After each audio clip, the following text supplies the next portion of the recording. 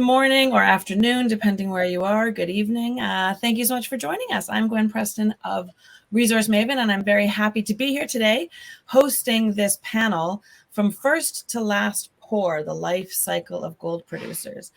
Certainly we'll be focusing a bit more on the first half of that, sort of getting assets from, we have a deposit, through to how do we actually build this thing, and then all of the pitfalls that belie such challenges along the way. And there are a lot, and we've actually had some unfortunate examples in the market in the last little while of some of those pitfalls. So I'm very excited to have this group of gentlemen here with me who have a lot of experience building mines, are in the process of building mines and or commissioning mines, or have newly operating mines. So lots of experience around this right at hand. So without further ado, I'm going to introduce each gentleman on the panel just by name and title and let them take you through what their asset is, what stage they're at, just a few minutes, no slides or anything, but just a few minutes introduction to each asset so we can set the stage a bit here. I'm just going in the order of the faces that I see them on the camera. So Doug Ramshaw, who is with the president of Minera Alamos, would you like to kick it off?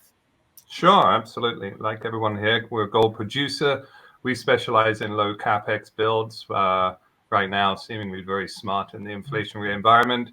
We're just completing the pre-commercial ramp-up of our first mine that's built for $10 million.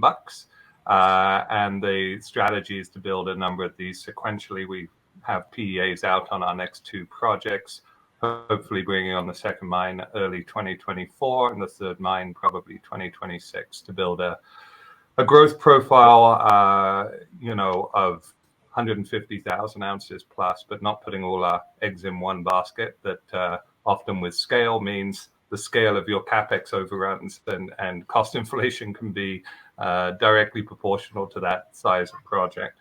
So happy to be here today, Gwen. Fantastic. Next in my list of names here is Patrick Downey, who is in a similar stage in terms of operational readiness with Orezone. Pat, do you want to give us a rundown on what you're up to? Yeah, thanks, Gwen. Yes, we're just finished building the mine. It's in West Africa, Burkina Faso. We built it under budget, on time, which was a fantastic achievement in the current environment. And hopefully we get talking about some of those issues as we go forward. We will be producing gold next year, commercial production at this quarter, full production next year. Probably around 130 to 150,000 ounces from the oxides. And then, like Doug, we've got a staged approach to our development. We have our underlying sulfides, which we're drilling right now. Sort of unusual to be drilling exploration holes during a construction period, but we were able to do that. So we're planning our next expansion right underneath our current development. It'll be a brownfield, so again, it'll be less capex per produced ounce. So quite exciting times for us. Obviously, it's difficult to do this in these days, and we talk about some of those issues. And again, there's risks involved. We're in West Africa, we're in Burkina Faso, so you've got to overcome all of those things while you do this. So that's sort of where we're at. Fantastic. Oh, look, coffee's being delivered to me. How lovely. Next up is Oliver Turner with Karora Resources. Could you give us a little view into what you guys are up to? Yeah, absolutely, and wonderful to join everyone here. So at Karora, we're actually a little bit further down the curve, but sort of a multi-mine story here. We restarted a past producing operation called Beta Hunt several years back, and it really turned that asset around and producing about 120 to 135,000 ounces this year. We are also working on an expansion of that asset, bringing it up to probably about 160 to 170,000 ounces as part of an overall plan of growing to 200,000 ounces.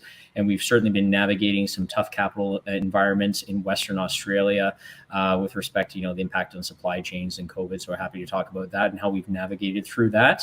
Happy to say it's on track and under budget, which also feels weird in the current environment, but is wonderful to say. And then we're kind of building a new mine within a mine. So we've actually got a nickel operation, very, very high margin nickel operation that we're actually building inside of Beta Hunt as well, which will help to drive down some of our all-in sustaining costs. So several projects on the go, expansionary and restart, but it's been an interesting period to do it in. Absolutely. We certainly have a wide jurisdictional representation here. So I think it will be really interesting to discuss that in a bunch of the questions that we're going to come up against here. So that'll add to the conversation, which is great. And last but certainly not least, from Steppe Gold, we'll move over to Mongolia.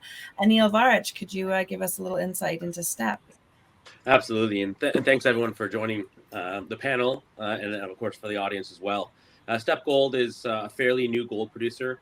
We're in our phase 1 operation today, commercial production in July 2020. So in a very tough environment, April 2020, we started production for the first time ever, and we produced for about 6 quarters in that time till now. So obviously supply chain issues have hit us, and COVID has also hit us. During that time, while producing, we've actually managed to as well explore our sulfides. So similar to Patrick, we have a much larger deposit underneath. It's about 2.5 million ounces on a resource, 1.6 million ounces on reserves, and we're actually already starting construction on that expansion, which is phase 2. So while producing from phase 1, over the next 2 years, we'll construct our phase 2, and that'll take us to over 100,000 ounces per annum. Currently about 10.5 year mine life for that phase 2, and we'll continue to grow. So we're using that cash flow to expand alongside debt into our phase 2 operation, and then we'll continue to explore the country where we have another large exploration license. So quite exciting to be in Mongolia during this time. Fantastic. Now, even in just those introductions, there's so many things I could ask about, but let's open up the discussion with sort of like the biggest question of all, which is sort of what task or item, what thing do each of you see as the most critical, the most important in terms of meeting the promise, which is the capital cost and the schedule? Those are the promises that you give investors, right? When you're either building a mine, expanding a mine, transforming a mine, whatever it is, mostly building a mine.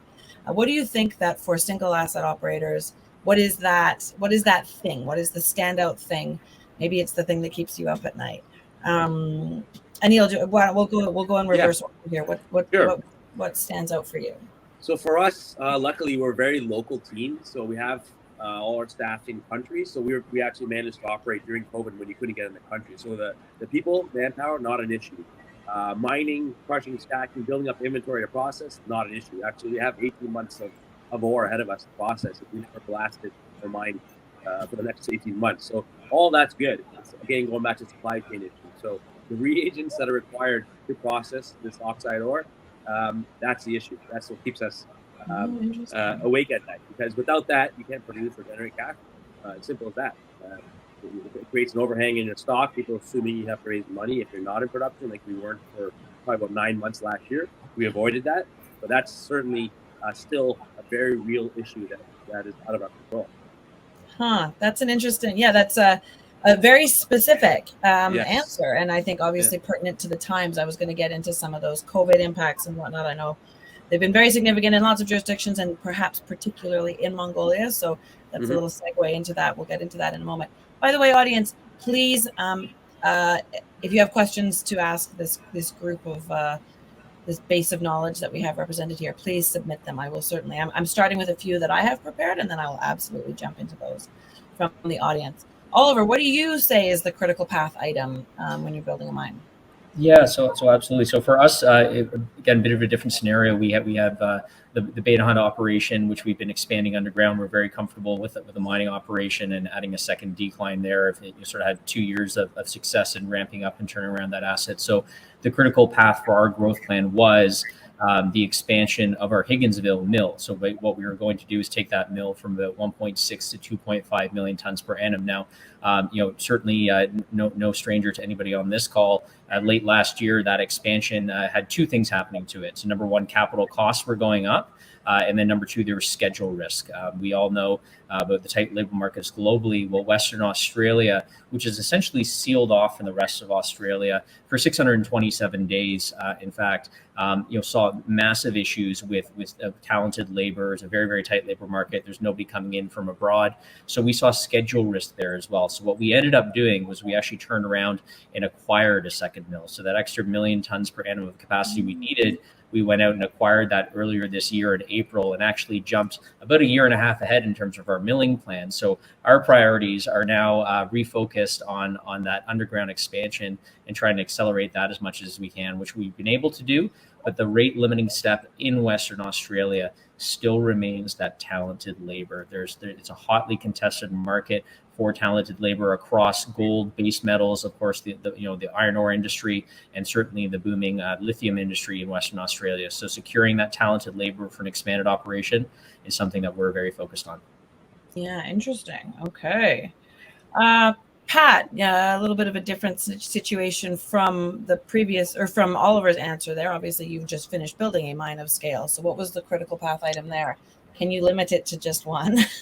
Yeah, I mean, for me, making sure that you can get things done is about your team, the people that you have around you, how you empower them, that they have the experience in the area, they know how to make decisions. So when things happen, they're ready for it. They actually make those decisions. They help you make those decisions, and they get on with it. Things happen in mining. They're always going to happen in mining. And if you don't have the right people who understand what to do, and don't panic, don't make rash decisions, make proper, well thought out decisions, and are empowered to do it. That's what really, in my experience, not just in this mine build, I've built quite a few mines in various parts of the world, including Argentina, Papua New Guinea, Canada. And it's always about having that group of people around you who know what to do, have been there before, understand the conditions, understand the logistics, etc., understand the labor issues, and help you make decisions to get the thing done right. And don't point the finger at them. You're in there in the room together. When you make the decision, you've made it. Get on with it. Gotcha. Yes. I was going to talk a little bit more about people in a bit too. It's I don't know if it's as tight a labor market across mining as Oliver has been facing, particularly in West Australia, but it is a tight labor market. So I think we'll have a little bit of a conversation about people as well. Doug, what's the critical path for you, or what has been? Yeah, I couldn't. I mean, you're going to talk more labor later, but I couldn't agree more with Patty. I always say that the best asset Minera has is our team. And that certainly allowed us, because they're Mexican nationals, and even our CEO spent most of the pandemic in Mexico. We didn't have issues with getting people in there. They understand the country. That's the first thing. If you're going into a jurisdiction, you've got to understand it, and there's no better thing than having the people there. But COVID certainly pushed our timelines. Our business model focuses on very low capex projects. So ultimately, we didn't come in under budget, and we didn't come in ahead of schedule because of COVID. But pre-2020, we were going to build a 10 million Canadian mine. It came in at 10 million US. So given that we built that in the middle of a pandemic, I'd say that's as close to on budget as you could probably have, given the circumstances changed so dramatically. To Anil's point about reagents, it's kind of interesting because I think a lot of the challenges one had and has to be aware of moving forward are the supply chain issues. The Lord Almighty did not give us much water this last year. That was our biggest reagent issue, and yet we still managed to get through that. There's been a huge drought in northern Mexico and southern California, and so we think about lime and cyanide and stuff, but you can build a heap leach nice and cheaply, but without water availability, it doesn't matter. And yet, despite only 2 millimeters of rain falling in the first 5 months of the year, we still managed to have quarter-on-quarter growth in our gold production. So it can't get any worse next year. I guess it can get 2 millimeters worse, but that was actually the biggest challenge. And in terms of supply chain, it was interesting because we saw there was a lot of news about a big, it was either in Poland or the Czech Republic, a big cyanide producer shutting down earlier this year because of energy costs and the like. And I know that a lot of the cyanide costs coming into North America were impacted, and there was, a heightened cost for cyanide. In Mexico, it's actually all produced domestically. So fortunately, in that regard, we didn't see a supply chain issue. We did see a certain amount of price gouging because they can look at the North American market and go, well, you're going to have to pay X amount more up there. So, but I mean, it wasn't material. But I think on a go forward basis, it's very much incumbent on a company to ensure that whilst operations can be going great, you can have a situation where a pump fails. We had this at one point. We were able to track down, our contractor needed a pump. The only pump we were able to find out there please don't ask me what type of pump it was. I just heard the story that we were short a pump. We had to go. Caterpillar in Germany had one pump available. We air freighted it over. It's now a point where, you know, our business model is turning our cash flow into exploring and adding ounces to hopefully add further production. But I think the early cash flow should absolutely be to increase the inventory of all manner of spare parts, because that's far more critical, missing something which can actually grind operations to a halt, than worrying about exploration potential, which is always going to be in the ground. And if it takes 3 or 4 months longer, you know, to actually get round to doing that drilling, that's actually, you know, time well spent in ensuring you've got proper inventories of every conceivable thing that might actually be critical to the operation running. I've certainly had that conversation before with the more experienced operators with whom I've chatted. I started that question by asking what lessons you've learned from the experience that you've just had at your own assets. Now I want you to point fingers a little more. If we look outwardly at some of the mismanaged capital builds that have happened in the industry of late, we don't need to talk about them by name. We can if we want, but there have been some very significant cost blowouts, some during construction, some even before construction began, with costs ramping up dramatically. As builders, I'm sure you've watched them to some extent. Do you think that there is a lesson particular to today that runs through those examples, or do you think that they're all individual things that happened? I think it's worth touching base on some of these other events that have taken place. Doug? I mean, I think part of the problem, I mean, there are good examples, and I don't think, you know, this is casting stones. You can look at a project like Cote Lake, the Iron Gold are building. Yeah. And this isn't point fingers at them, because they could say the same thing for a number of these big projects, which you're making a determination to start investing in them, you know, because they take years to build, years to raise that money, years to execute on the build, and everything can go right. And then you can enter an economic environment like we are in now, with cost blowouts. Now, some of them can be technical issues that weren't addressed early on, but some certainly can be a combination of inflationary pressures now hitting. And, you know, I don't know if it's entirely fair to look and go, well, you should have anticipated a pandemic followed by Ukraine, followed by, you know, black swan after black swan. But unfortunately, what happens is those companies, you know, that are, I've said it before in interviews, like poker parlance, are pot committed. You can't just stop. So you got to look at your asset base and go, okay, are there some tired assets to monetize to help bridge that funding gap? Ultimately, what we've seen with a few of them, which I think is unfortunate for our sector and our investors as a whole, as those loyal and patient shareholders that have stuck with the company, ultimately it's that last money that comes in, you know, that steals a lot of the value there. And it's unfortunate, but I don't know, in a lot of cases it has nothing to do with necessary mismanagement. It you know, sometimes projects are just built at the wrong time, or, you know, and certainly I think that's been the case for a couple of them. Pat, what do you have to say about some of these stories of late? Yeah, well, I'm not going to get into specifics, but you know, the way I approach things and the way I've always seen successful approaches to things, and the way I've seen failures, is right at the get-go. You know, when I'm looking at something, I look at, you know, who did the feasibility study. I look at ratios of things such as EPCM, or what's called engineering, procurement, construction management, against total capital cost, against installed equipment cost. There's various ratios that I use, and if they don't fall within that ratio, I'm going, something's wrong here. A lot of it is people not having walked the ground. I mean, really not knowing what they're building. I mean, you know, what the subsoil is like. I mean, geotechnical for me is huge. I mean, I'd rather spend an extra $10,000 drilling 2 extra geotech holes than, you know, say, oh, it's okay, it's good. And particularly the Canadian Shield, you just don't know. It can be, you know, right there today and 30 meters below you tomorrow, in fact, inside 10 meters, in fact. And I've seen it. Yeah. You know, when you look up north, it's people like, have they done permafrost design? Do they know all about that? How do they put it in? You know, logistics. I know when we approached Bombori, we looked at all of the quantities such as concrete, steel, and whatever. And went out and looked at that. We talked to people who had built mines there recently, and so people like Endeavour who were very open with us and very helpful. Mm-hmm. What should we be looking for here, guys? Is there anything we should be aware of?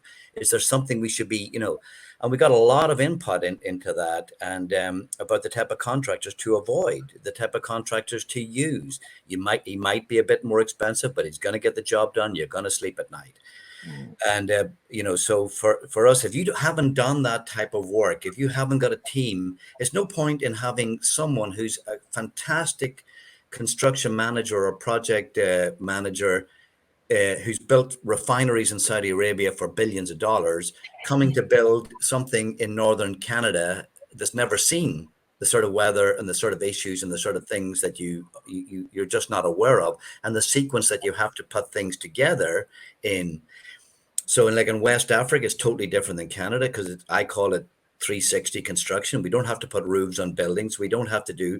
So we hired a contractor who had a big 330-ton crawler crane who could sit it in one spot and just drop things in. We could, so we paid more for that crane, but we saved on schedule. We saved on installation costs, on all that sort of thing. So get the fundamentals right. Don't kid yourself about things. If you're looking at a concrete and it says, oh, it's 4,000 meters cubed, and you go, well, I was looking at this one on a 43101, and they had 9,000 meters cubed, and we've got 5. How come we've only got 5 and they've got 9? Ask those questions. How come we think we can build it in 14 months when it took somebody 26 months just 3 years ago? So, people kid themselves about that and say, no, we're going to do it. And they haven't done the risk analysis. They haven't looked at all the fundamentals. And I can tell you, I worked for 2 great companies in my day that built projects and built them well. One was Anglo-American in the day, and the other one was Placerdome. And they knew how to build mines, and they had a great team, and they didn't cut corners, and they made decisions, and they made them right, and they didn't overspend, and they built some great mines, which are still world-class mines. And they had a team of people, and they knew what they were doing. Right. Oliver, I think there's probably part of this conversation is the constant balance between wanting to deliver what shareholders and investors want to hear, right? Lower costs, short timelines, and then what the reality is. And I mean, that's sort of inherent in this question, isn't it?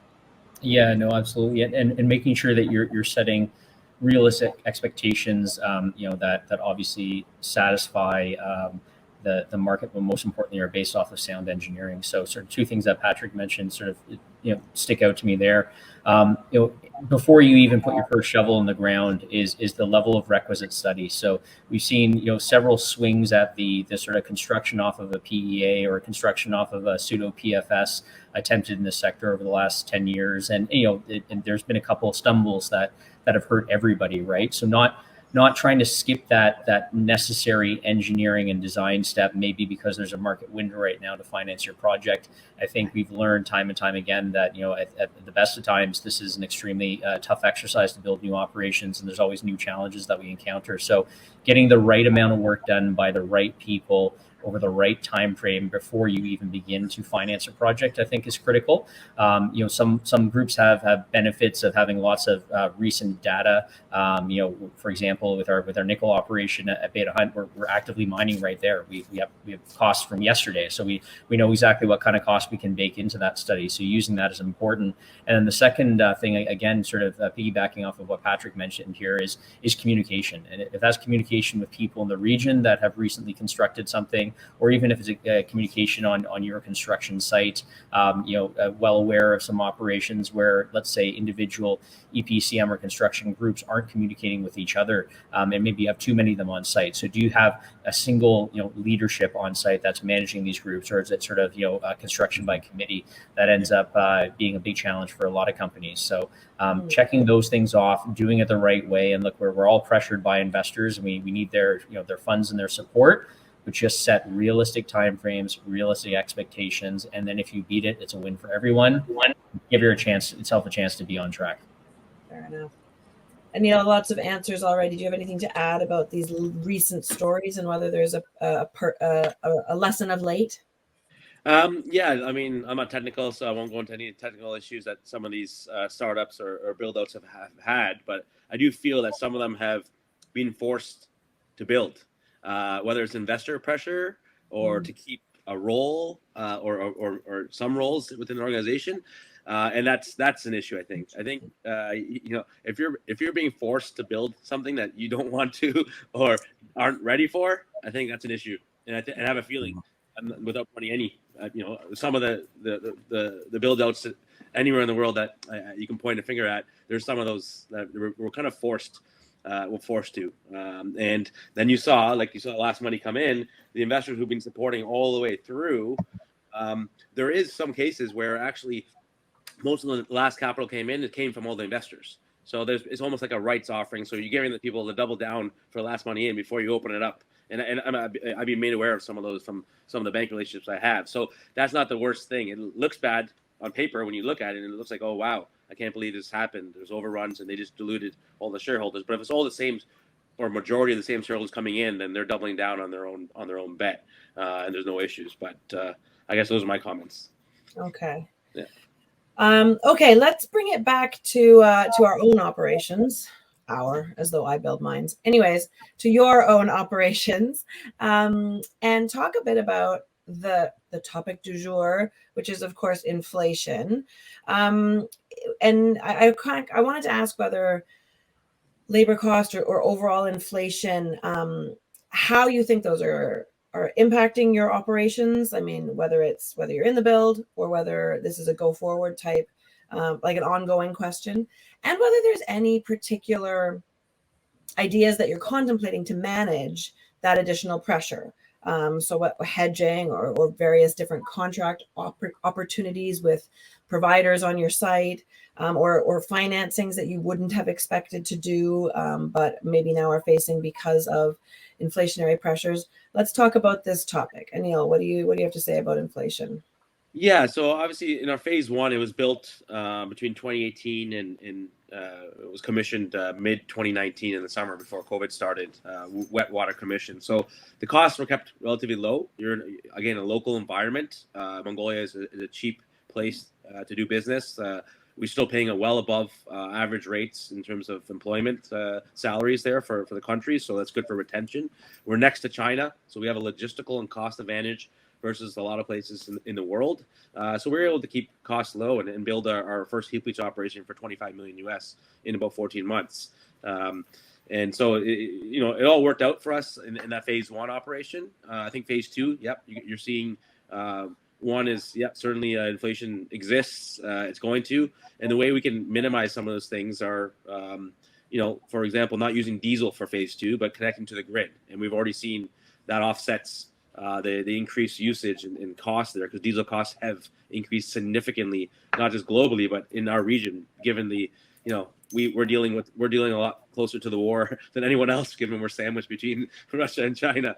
So, some of those things we've made adjustments on, which we're planning to anyways. So that kind of offsets where we see the most. Labor still very solid. These are jobs that are needed. We're a meaningful impact to the community, so that they're willing to work with us to have those long-term employment opportunities. So I think we're managing the best we can, but we are expecting that some things you can't control. You just can't control transportation costs to bring in equipment. Equipment, for the most part, has been locked in. While we're doing our feasibility study, we're negotiating with our vendors, our equipment providers, for phase two over the next 12 months as we're constructing. And we locked in prices last year. And stuff like steelworks were priced at the highest price, and they've come down. So we have some offset, I think, just naturally going to happen. But some things we just won't be able to control. And it's really time now, right? If it takes longer to get something on site, that means it's going to cost more. And you're going to see that creep up. But there are some modifications we can do to offset it. Such as the power upgrade as one solution already. Fair enough. Oliver, what about inflation in West Australia? Anything particular there that cropped up? Yeah, absolutely. So, as I outlined earlier, late last year, we're kind of staring down the barrel of a very significant capital cost increase for our planned Higginsville mill expansion, and then even more concerningly was the schedule risk that we were experiencing. We were told by the EPCM group that we had planned on using that, simply put, they didn't think they could get personnel there on site to start on time. They're working on 2 other projects that were overrunning as well. So, we had to get creative. We've always monitored other assets in the region, from a corporate interest standpoint. So we went out and we evaluated 3 mills in the region, and our creative solution was simply inflation of our capital expansion had reached a point that it was actually cheaper to go and buy a ready-built mill, which was a wonderful solution, and we were able to finance that during the right window earlier this year. So that was a great strategy for us. Some of the other things that we're looking at moving forward, and Neil mentioned it with their project as well. I mean, a lot of Western Australia is grid connected, is connected to quite a dirty grid. The Western Australian government is actually pushing a mandate for a very large switch to renewables, but a lot of the mines as well are remote enough that they're not connected to the grid. So our Higginsville asset is entirely diesel genset power. So we've been very exposed to diesel price increases over the course of the last year. So we've heavily evaluated hybrid and renewable power solutions, and there's all sorts of wonderful creative financing opportunities you can do for renewable and green power solutions from third parties that will construct and pay you back through a rate. So we're evaluating all of those right now for the Higginsville solution, and then looking at new grid tie-ins on a cleaner grid solution for Beta Hunt. So reducing your exposure to and reliance on diesel, while always having that as a backup, is something that we're very focused on. With respect to reagents, we are in a very large gold mining camp. The Kalgoorlie region really is sort of the nexus of gold mining, certainly in Western Australia. So we benefit from very large suppliers there. We haven't seen as much squeeze on the reagent side, but our procurement team's pretty creative when it comes to picking low moments there to grab supplies. So a bunch of different solutions ongoing. The biggest one going forward is that renewable power. Also has the added benefit, of course, of reducing our carbon emissions, which is something we're very focused on. So a bunch of moving targets, but the last creative one was acquiring versus building, which was quite convenient for us. Pat, what do you think about inflation? Have you had to be creative? Have you had to change plans? How'd that work for you? Well, we haven't had to change plans, but look, we're all going to face it. I mean, as the previous 2 guys, Oliver and Neil, rightly pointed out, is fuel is fuel, and you're paying the world price for that. So the way I look at it is always look at it, what we call our KPIs and key performance indices, and what's driving each area and what can we do about it. To reduce that cost. I mean, I built a mine in Sweden once, and one of the things I loved about it was they always looked at how many people handled that piece of rock before it became an ounce of gold, and how could we cut down on that to make sure that was much more beneficial to the cost per ounce. We've done small little things actually in that regard, which follow the Swedish example, is just the truck dump. What you generally do is you have to come up, you spot, you reverse, you come in, you come out, you have to go down the same ramp, you come up a ramp at 10% because it's the shortest ramp and it's less capital. We put in what we call a race course, or a racetrack, so it's quite a shallow ramp, and it just goes right round. You come in, you dump, and you drive out. So you've cut your cycle time down by about 90 seconds. That's huge in terms of cost, not just time of equipment, and it's less trucks, but it's less fuel burn. So we brought that into it, and it's a very, very simple solution. Power for us is, we've got a contract for LNG, but we are looking, forward here, and as Oliver rightly said, renewables are, like solar power for particularly West Africa is a huge benefit for us, and so we are looking at, with our neighbors, in fact, of how do we put in a solar plant that can serve both. We're not putting in 2 solar plants and get and that attracts finance. That attracts a company who will put that in for you. So, oh my, I got a big solar plant and I've got 2 mines to run it off, and I've got longer term, this is great for me. So they will look to put that in. Labor for us has not been a huge issue. We don't have a lot of expats, but Burkina has a lot of highly trained, we're the 16th mine to start up there. So you've got a lot of, highly qualified local people.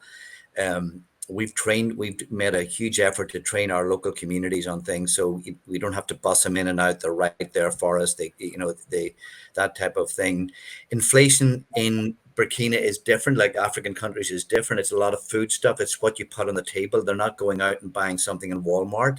It's really about seeds and fertilizer. So we help them with that and try and keep that it's not a pressure on them. And that has really worked for us as well. And, so that we haven't seen, but it's out there. I mean, so we look at right now, we're looking at, as we ramp up this plant is, how do we reduce the cyanide consumption per ounce of gold? And we are doing that already. So it's really fine tuning and having people there who've done it, who know just, okay, well, this feasibility said 0.2 kgs per ton. Well, that doesn't matter anything. Can we do it better? We've changed the charge in the ball mill, but it's actually reduced our cost per ounce produced in downstream in terms of power and given us better recovery. So we balance that off. You're always looking at angles. We don't dictate the price of gold unless we've hedged it, and I don't hedge. But what we can do is look at every input cost and where it's at, and how do we look at it to make ourselves more efficient. Yeah, absolutely. I think we're going to get right back to that with the next question, which will be about people who are the ones who can make the things that you just suggested possible. But Doug, I'll give you a chance to talk about inflation and your experience with it, whether it's impacting your plans going forward. I mean, you're building one mine and looking to build two more, so you're kind of in the middle of it all. Yeah, I mean, we're fortunate to everyone's point here about energy cost, we're fortunate in Mexico that how they approach energy is with a rolling kind of 3-year average on price setting. And so, sure, over the next few years, energy prices are higher, that rolling average is going to increase. But we didn't get the benefits when prices collapsed not that long ago. But we've been very much insulated from this rise. And so, I got a slightly different take on this because it's not been all unicorns and rainbows, but operationally, our op costs have been actually very nice in control. We saw maybe a $16 difference between Q1 and Q2 this year. And that was at a time where outside of people asking me for the weather report, that seemed to be the most in vogue question I get from investors. The other one was, what about your costs? And so we've been very insulated in that regard. And where I think we can kind of look at the Santana build, I mentioned it was 6-7 months behind, and it did come in slightly over cost by $1 million. But that was a kind of a direct result of delays at the bureaucratic level, and time is money. And so you can see inflationary pressures potentially hitting Mexican operations like ours, not so much from the local costs, and over 2/3 of our costs are in pesos, but more if you're going to have delays on getting some of the secondary permits. After you can start building, there are still secondary permits before you can start mining. So one needs to be aware of that. We've certainly experienced that to some extent, although all the permits that we have right now have come from the current government. But there were a lot of people that were let go in key departments like Sermonat in Mexico, and a lot of unskilled people being brought into roles there that haven't really overseen the process of permitting of mines. And so we can give our best estimates as to, and plan for them, for how long permitting should be in Mexico, which is a pretty rapid permitting country. But there's always that concern about that time and costs associated with delays. The nice thing about the PEA we just put out, it's funny. I can think back 3 years ago. I tell people we're going to build a mine for $10 million. I think I told you, Gwen, we're going to build a mine for $10 million. And I'm not sure if you were one of the people that gave me very quizzical looks, raised eyebrows and the like. But we actually went ahead and did that. And in many ways, our first mine, I think it's fascinating that all the companies here have this staged approach, whether it's multi-asset or just a different expansion phase of their projects, which I think is a very smart way about building growth within a single asset or multi-asset producer. The really nice thing about the Santana build is when we came out with our PEA a couple of weeks ago saying we were going to build something for $30 million. It's a 60,000 ounce a year producer. I didn't have a single person questioning those CapEx numbers. I did have a whole bunch of engineering firms check my LinkedIn post. They were the top reviewers of it because I'm sure they were looking going, how do you build this thing so cheaply? But all those costs were very much informed by something we've just done. You know, to Patty's point earlier about getting quotes from people who've done the stuff in the region and understand the real value as opposed to kind of a database of numbers that an engineering firm will kick out is really important. So I'm very happy from a planning perspective. Outside of, there's always permitting, you know, issues which are outside of your control. From a cost perspective, you know, we've just built something which is very much informing our costs moving forward. And despite that, we still added 30% contingency to our CapEx numbers because I think it's just prudent to do so.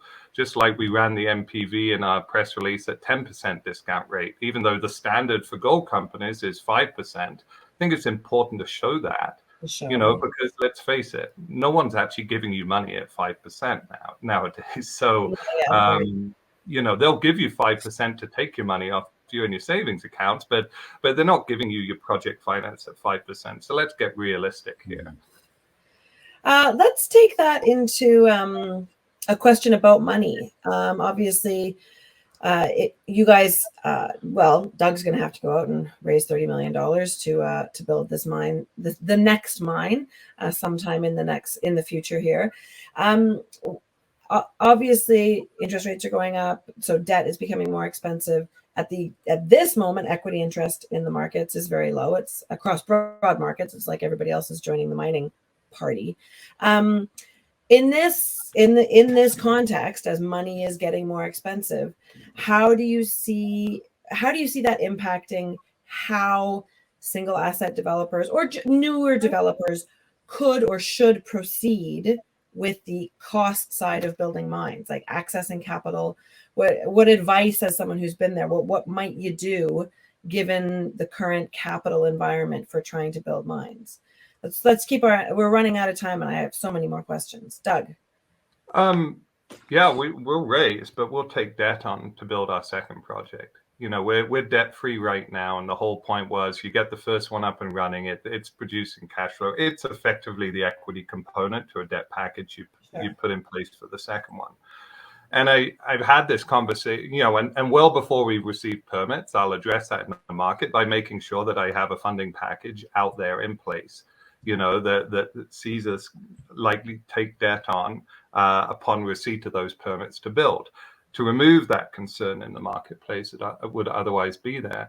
And the interesting thing when you can build with low capex, you know, with a project at $1,600 gold that has 11-month payback, is I'm more than happy to actually take slightly higher cost money if it ensures that I have less covenants attached to it and less hooks into us as a company. Because in reality, if it's $20 million in debt that you take on, and you're paying 15% instead of 10%, but it's paid back in a year. You know, the actual dollar difference in interest on that is worth actually maybe paying a little bit more just to have less hooks in you. So you can just be free to do what you do, which is build, and not worry so much about the lender here. And so, I think that's the beauty of whether it's a phased expansion where you can fund out a cash flow for that, or you've just got your first mine up and running and it's producing enough cash that, you know, whilst it can't completely fund the next project, you're more than happy to service taking on some very short-term debt. I mean, really, for our projects, they're bridging loans rather than what I call like classic debt. So, you know, I always thought it was a smart business model, but I think in light of the current environment, it seems that much more smart now. Pat, now that you've just gone through the process, what advice might you give to someone who's looking to finance a mine build? or to fund? Right. Yeah. Look, it's a very difficult decision for a junior company, because you're sitting there. Look, let's just think about it. You're sitting there. You've got your stock at a certain price. You got a feasibility study out. You're trying to raise capital, and the debt market just isn't there for the type of debt that you want, and the equity market isn't there. But you got to do something, otherwise you wither on the vine, or M&A comes along. Mm-hmm. So it is a very difficult decision to do. We were lucky. I'm just got to tell you, I'd love to put it down to brilliance, but it wasn't. It was luck, and we got a local bank, and it's completely covenant light. The beauty of it was, we borrowed approximately $100 million at the time, and now we owe under 88, and it's getting less. We haven't paid a penny back yet, because it was in local currency, and with a US dollar rate, we're selling our gold in US dollars. As far as I know, it's actually come down. So because it's set in the local currency, so we actually are one of the single asset junior companies that's got a negative interest rate in US dollar terms, and that's just luck. It just just happened to be, and it's great for us. But more to the point, we've formed a great relationship with this bank. I mean, they took a chance on us. I mean, they're a local bank, and that was a lot of money for them. And they were the senior lender, and for us to perform and build it on time and under budget, and for them to be able to go out every month or whatever they wanted to do, because it's only an hour's drive to the site, they got great faith in us, and now really like what we're doing in the team and how we're building things. So for us, the expansion will be done through them, and because we owe less money than we borrowed in US dollar terms, we're able to pay off our debt fairly quickly. And for our expansion, it will be a combination of debt and cash flow from the current asset. But for junior companies, I'm telling you, I mean, the shareholders can say what they want in a lot of ways, but where are you? I mean, if you're not building it, people lose interest in you and go to the next story. And if you're building it, are you borrowing money at such a cost that it's truly difficult to repay? And you look at the cost of the actual debt. Some cases it's probably 20%. It depends on all the hooks and things that are in that debt, and are you truly able to get out of it? But I think for us as well, and I'm sure for other guys here, it's given us M&A opportunity. We're through that hurdle now. Now we really have to look at what's growth. Is growth organic, or are there other opportunities where we look at other juniors out there and going, you know what, we should be talking to these guys, because they're not going to be able to raise the debt, or if they do, it's going to be horrendously horrible debt. And because, as you said, Gwen, the debt and equity markets aren't there right now for juniors, and they've either got to hunker down and live, or they've got to do something, and hopefully it's not bad debt. Yeah. We'll talk to him about M&A and what the path forward might be in this context for each of you as the next question for sure. Oliver, what would you say about, do you have advice for those looking to spend money on building mines or raise money to build mines? Yeah, it's a bit of a catch-22, right? You in some circumstances you're certainly damned if you don't, but you're damned if you do. So I'd layer on one other thing to hopefully not do, and that's don't suffocate the economics of your asset with a stream. That's often we see that as a sort of a bridge to get through to the next phase. But in the end, it ends up crushing your equity, because you're not sharing in a reasonable amount of the economics of your asset. I mean, again, to steal a phrase, we were quite fortunate in our timing too. When it came with when we originally acquired the Higginsville asset, we used a new lender in the space that never had invested in the mining space. It was 10% paper to acquire the Higginsville mill, but it was completely covenant light, and they're fantastic partners. After they did our piece of paper, they figured this mining gig was pretty easy. So, but anyway, we ended up refinancing that with a larger facility. Right at the beginning of this year. Most of the work was done late last year, and we always had the phrase, money is cheapest when you don't need it. So what we figured is, well, we didn't need to expand our debt facility. we could refinance it. We're a much bigger company. We're producing serious cash flow right now.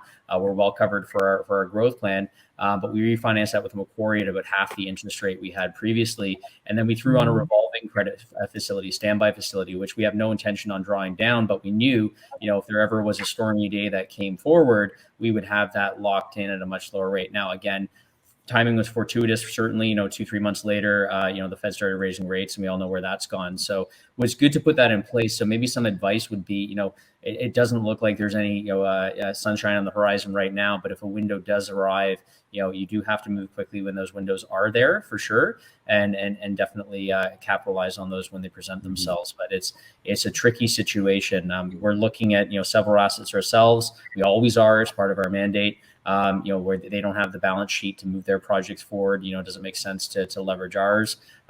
First and foremost, we got to make sure we can execute our own plan and not get too aggressive here, but certainly some interesting opportunities out there as well. Oh man, there's so many teases here on growth plans. I want to get back to it, but Anil, I haven't given you a chance to talk about lessons learned, advice on capital. Yeah, absolutely. So we avoided debt for phase one in a very tough environment. We raised equity, the only IPO in 2018 for Mongolia, which is still, I would say, misunderstood then and still a little bit now, even in terms of perception of risk.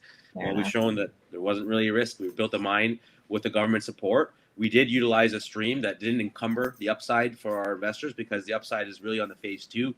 The small oxide mine only runs for, at that time, 3-4 years. Now it's probably going to be 4 or 5 years, but it still generates cash flow net of the stream. But more importantly, we brought a solid partner through Triple Flag. This is a very strong technical operational outfit that supported us from the outset in 2017, buying the asset, diligencing it with us, helping us along the way, and have still been our partner. So they're a very strong partner that we couldn't pay for, to be honest. So it worked out for us, and that's how we fund it. And it doesn't encumber the upside of our much larger phase two expansion. And in phase two, we announced the feasibility study late last year, while not in production, the production deferral. So the market didn't recognize that, but we added a lot of value. And 2 weeks later, the government of Mongolia sponsored, so local again, just like Patrick mentioned, we were able to receive $60 million US of no bells and whistles debt for 3-year term, 9% interest rate, no prepayment penalties. That allowed us to move phase two forward while not in production, and we did. We procured a crusher, we built it. It's actually fully complete in about a week or two now for phase two. It's almost like an $8 million installation and acquisition of new equipment. So we have a very supportive government utilizing local capital. And what we're going to do is refinance and expand that over the next couple of quarters. But we have cash flow, and we'll continue to generate cash flow, build up a balance sheet, use that to keep pushing operating cash flow plus some debt to push phase two forward. And if the capital is there, which we think it will be in that region, then we'll have a debt package and maybe some prepayment and offtake to fund the phase two alongside, just like Doug mentioned, the equity contribution from our cash flow from phase one. That's our goal. We managed to avoid raising any equity in the last 2.5 years. We own 20% of the company. All of our sophisticated investors have come in at double our current share price. So we're highly aligned with them and we're supportive of them. So we're trying to avoid equity dilution at all costs if possible. But everyone will understand if it's the last piece that's required by lenders, we'll see. But that's our plan for phase two. Okay, this is the last question. I mean, we could continue this conversation for another hour, but as you guys have all made clear, it turns out you have a lot of balls to juggle as leaders of these companies. So we can let you get back to that after you answer one more question, which is what we were just referencing there, which is sort of what's next. And I know you've each talked about what's next for the assets that you own and that you're building and advancing, and those plans are clearly laid out. But what about the M&A side of things? I mean, often in conversations like this, when I ask juniors about the M&A, the assumption is that we're talking about larger companies being interested in buying you guys. But from what you have all just referenced in the answer to the last question, there is just as much interest from within each of your operations to potentially go out and grow yourselves by buying things. So let's just talk a little bit about that, maybe particular to your jurisdiction and how majors are or aren't interested, or who else is operating there. Let's talk a little bit about growth plans from the M&A side of things. Anil, we'll reverse one more time. Yeah, no problem. So we really are focused in and on Mongolia. That's where we think we have a first mover advantage. Our team's worked there since 2009. Successfully built and sold company for $500 million cash back in 2011. Now we built an operating mine, expanding, created jobs, and using that cash flow to continue to grow. It's a country that's relatively underexplored. It's resource rich, home to world class assets, discoveries, and mines with Oyu Tolgoi. And we want to be the guys focusing on precious metals in country. We believe, you know, there's tens of mines to be built in the precious metal side. We want to be the consolidator, the multi-asset, multi-mine company focused, in Mongolia. We're a local company. Our CEO is Mongolian, half our board are Mongolian, or our employees. So we can continue to grow that and create more jobs, contribute. The government wants to clearly grow gold production from primary sources, and we feel that's our role to play here. So we have a lot of room to grow. We want to build a mid-tier precious metals company with a resource profile that could be that 5 to 10 million ounces and a production profile that can grow to 300 to 500,000 ounces over time. And using that cash flow from phase 1, 2, and hopefully a phase 3. We do have a large exploration license that we own today that's sandwiched between another company called Erdene. They have almost a couple million ounces, and we're smack in the middle. That could be our next production center in a few years. So without buying anything, we think we can probably get to a phase 3 in the next 3 to 5 years. Gotcha. All right. Jurisdictional focus. Okay. Oliver, what about, you guys certainly have several projects on the go already, but if I were to ask you if there were more things that you wanted to take on, or if you sense that there's interest from largers in you, what would you say? Yeah. So in terms of our own backyard, we're obviously surrounded by sort of the titans of the Australian gold production environment. Goldfields is right around our property. In fact, we're on a sublease on one of their properties as well. So we have been opportunistically active over the last several years.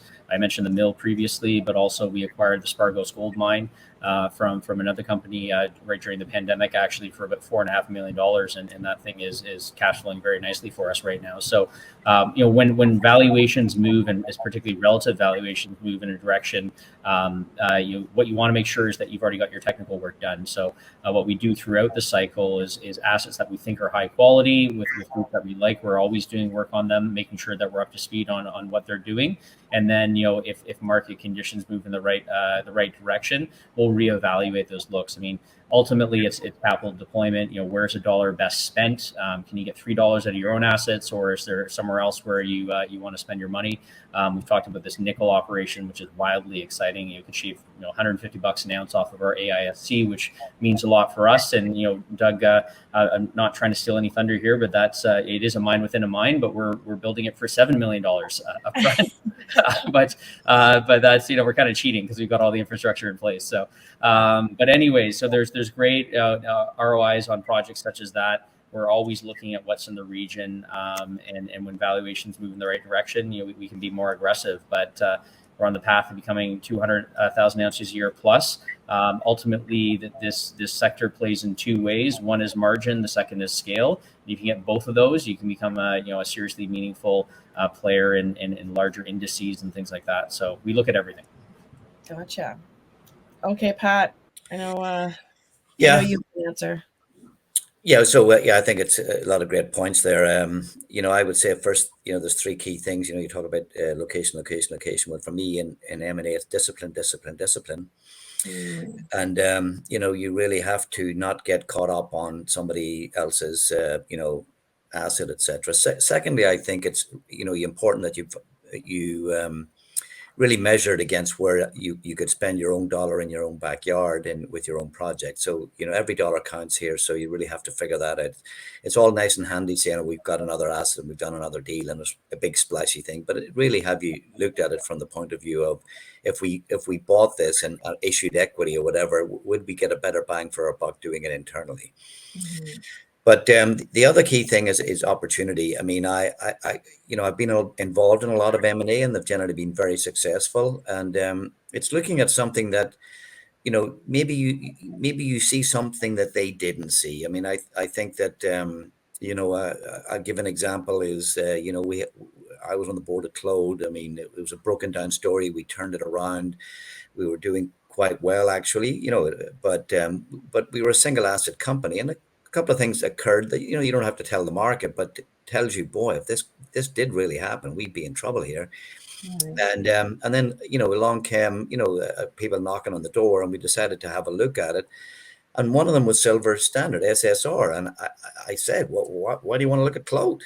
And, he said, well, I want to grow, and I got a fish in a pond that I think I'm going to catch a fish in. And there's no point in me fishing in a pond with other guys with motorboats and nets and whatever. I'm never going to get that fish.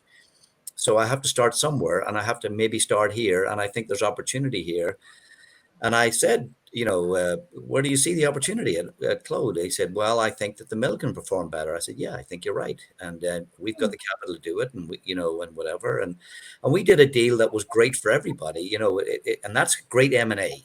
I think that, it's not just doing it at parity. It's also looking at the other company and going, what are they going to bring to the table here that's actually going to really grow this company? If I'm putting stock in and I'm a big shareholder, what am I going to get out of this? And we got 33% of SSR. People forgot that. Claude got 33% of SSR, and it grew into a great company, and it was a great foundational piece for them as well. And I think that's important to understand as well. Why are you doing it? And if I'm going to sit down with someone, I want to know, am I possibly going to do an M&A? Am I wasting my time? And if I'm not wasting my time, is it going to be good for everybody here? And do I see opportunity to use my dollar to put more value to their dollar? Yeah, cool. I like that story, for sure. Doug, what do you have to add to this conversation? Yeah, I mean, it kind of dovetails on from what Patty was saying in terms of thinking about why you're doing something and what the alternatives are. You hear all the time, the market rewards scale. And I think, unfortunately, there's been pushes for scale at times with M&A where the deals weren't necessarily the right ones. But, people get caught up in, well, the market's going to reward you for scale. And it's like, sometimes it's better to be smaller, nimbler, and do things your way than marching to the beat of someone else's drum, who has the attention span of a gnat and will be moving on to the next deal that they're trying to do anyway. And it's like, then you're left with inheriting a push that, honestly, I think sometimes, apologize to any bankers on the phone call, but I've said to bankers on Bay Street that Bay Street's enabled a lot of corporate malpractice, because there's this push for, scale up, we'll get you all this cash and everything else. And I think sometimes companies then try to do too much too quickly. And that's often, a great failing in M&A. It's like, what is the rush? And I understand, we have investors it's like, what have you done for me lately? When you're building and developing these mines, they're not necessarily as exciting stories. But I tell you, they're the ones that have staying power if they're built the right way. So everything that all these companies doing right now is absolutely spot on, which is focusing on the foundation. And making sure that you've got a solid foundation where you can start entertaining M&A. For us, we could sit back and not do anything much because we've got multi-assets, and we could and I think one of our biggest things when we're constantly reviewing opportunities, like Oliver, and I'm sure like all of us, is you look at those opportunities and then you look at your own portfolio of assets, and it's like, is that money better spent internally? So we're constantly reviewing that and judging opportunities up against those dollars going into our projects. But we're Mexican focused. We're always looking stuff in Mexico, but rather like you want to be a multi-asset company, it de-risks you. I think also you want to be a multi-jurisdiction company at some point. So we've got a very solid base in northern Mexico. We've started at least looking at stuff elsewhere in North America. Because we've got through the worst part of the Lassonde curve. I always joke that, that orphan period between the exploration discovery peak and you've gone into production peak, is a godforsaken time, and it can last anything from a year to 3 or 4 years. So you're better off actually at least building your first mine in a jurisdiction where you can build rapidly, like I believe all of us did. Because you can actually take on a project now that might take 2 or 3 years to actually go through that period, but it doesn't matter because you've got through it first and on that accelerated profile on your first mine. So we're looking beyond Mexico now, but there's something to be said about the cost structure in Mexico, our teams there. Again, recognizing the key attributes of the company and not trying to do anything too quickly. All the great gold producers nowadays, they have storied histories like Newmont that go back 100 years, or they've had 20 or 30-year histories. We think of them now, we look at Kinross now, but mid-90s, it was producing 50,000 ounces. Now it's 2 million, but it took 20 plus years to get there. Yeah. The Alamos Golds of the world started out as a 30,000 ounce a year producer. In the case of all those companies that are around today, they ensured themselves of a solid foundation for growth, and recognize it takes time to get from point A to point B in a sector where everything seems to be in an almighty rush. The worst thing you can do is start marching to the beat of someone else's drum, because only you know what your team is capable of, how you can grow that team. As you can completely upset the parity and group dynamic with trying to grow quickly when your key asset is a team. Ensure that everything is done in growth in such a way as to not spoil the very foundation you put in place. So we have a luxury. We're looking at opportunities, but we're also weighing those up against internal investment into our existing opportunities. Can I just say something, Gwen, quickly? I mean, if we look at history, look at this as an investor in mining business, look at where the really, really good companies came from and how they built it. I mean, if you look at Randgold, did he discover all those assets? No, he did not. He bought them off BHP when BHP did not want to be in the gold sector, had spent a lot of money exploring for gold, and sold them for a song at the time. And so you look at, and I've seen so much of that. I mean, those are where the opportunities come, where somebody has mismanaged an asset or doesn't look at an asset right or doesn't want it anymore but they've spent a lot of money on it and there's a lot of data and you can look at. Doesn't always mean it's going to be right. I mean, I look back at my history, like Guacamayo, which was an asset that, nobody loved, but we made it an ore pass and built it into a mine, a very successful one. But, I look at those companies that built off of somebody else's mistakes or somebody else's unloved assets because they're not focused on them. And I think, Oliver, you at Karora has done something like that. You've just taken something that somebody had overlooked and built it into a great company. So it's not just that the bankers, because, somebody made a phrase about investment bankers once to me was, you can take an investment banker to water. Unfortunately, you can't drown him.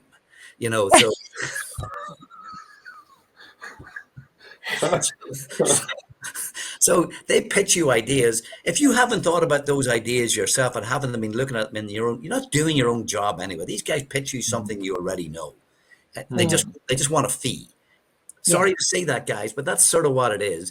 And you should be in your own group and your own team, and you should know about these things and looking for these opportunities and looking for these assets. And I also think going forward, some of the things that now Barrick was Randgold, look at where he's reduced costs on with his neighbors, the sharing infrastructure and things like that. These are things we should be looking at because inflation, infrastructure are very, very important to us as growing companies. How do we manage that and make things better for all of us, for all of our shareholders, and attract more capital into our market because we're not being stupid about capital. I mean, I could go on and I won't. I've loved this M&A discussion because it's very different from a lot of M&A discussions that, like I say, are focused on like the big majors and what they want. And what they want these days remains these massive tier one operations or build opportunities that are very capital intensive and have huge scale.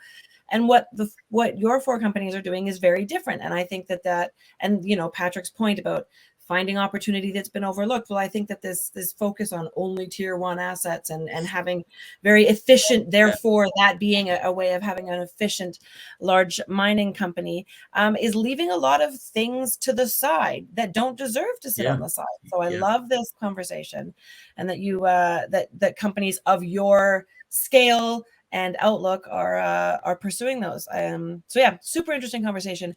We could keep talking about everything. I mean, we didn't really get into people and how short we are on them and all kinds of things, but we have been at this for an hour. We've answered a bunch of the questions that have come in. If I didn't get to your question, I'm sorry. I was trying to keep focused sort of on the topics at hand, and there were a few other questions out there that I therefore couldn't get to, so I apologize. But thank you so much to the audience for tuning in. This was a great conversation, and the fact that you are interested in listening makes it possible.